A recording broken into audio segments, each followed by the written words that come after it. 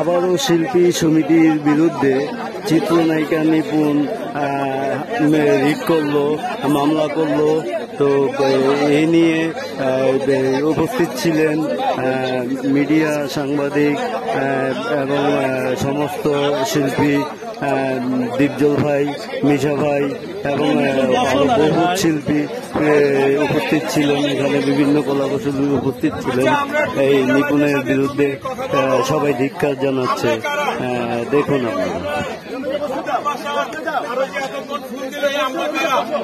আমরা নিপুণ সমর্থিত 103 জনের লোক ছিলাম।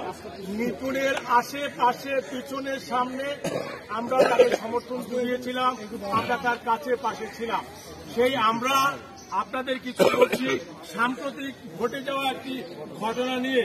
সেই ঘটনার পিছন থেকে না বললে হয়তো আপনারা ভালোভাবে সেটাকে পর্যালোচনা বা উত্থাপন করতে পারবেন না।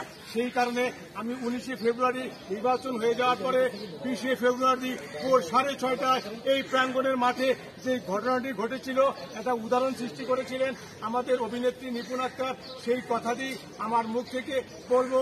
সাথে আমার 103 জন কমিটির যে রমেশ ভাই, খোকন পাশা ছিল, তাদেরকে আমার পাশে রেখে 103 জনের